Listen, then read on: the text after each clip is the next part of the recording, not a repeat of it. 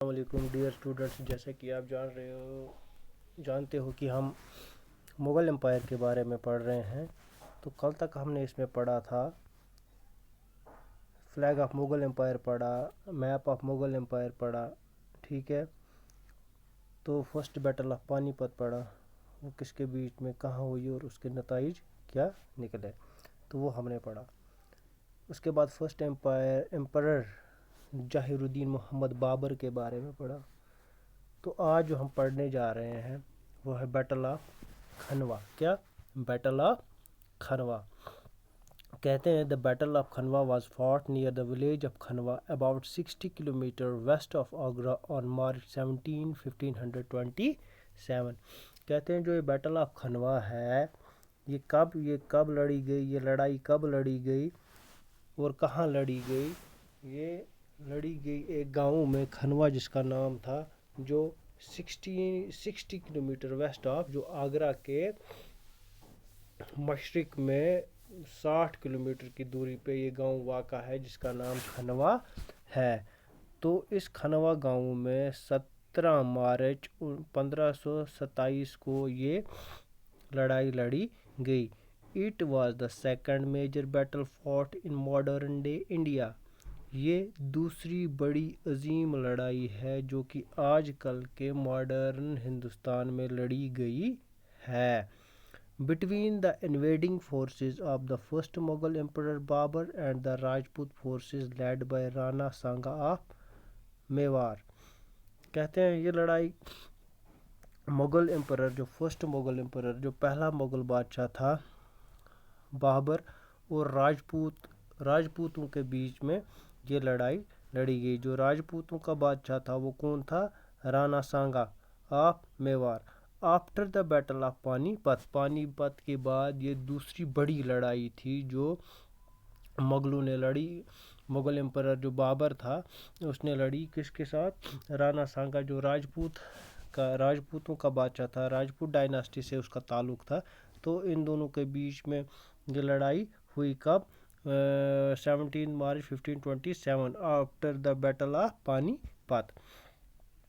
The victory in the battle consolidated the new Mughal dynasty in India۔ تو اس کے بعد، اس لڑائی ختم ہونے کے بعد، جب یہ لڑائی ختم ہو گئی اس کے بعد اس کا جو نتائج یہ نکلا کہ جو مغل ڈائناسٹی ہے وہ مغل ڈائناسٹی اسٹیبلش ہو گئی کہاں پہ؟ انڈیا میں۔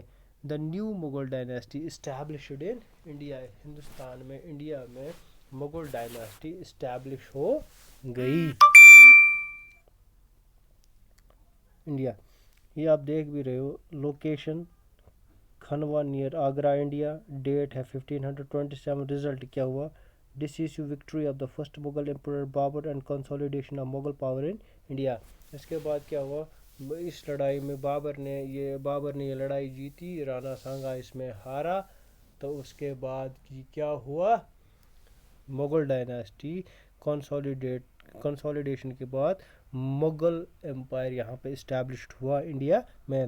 اس کی ٹیریٹریل چینجز کیا ہوئی؟ Expansion of Mughal empire into Rajput territories. جو بھی راجپوت ٹیریٹریز تھی، جو راجپوت جن پہ گورن کرتے تھے، جن کو راجپوت چلا رہے تھے، وہ آپ came under the control of Mughal umpire.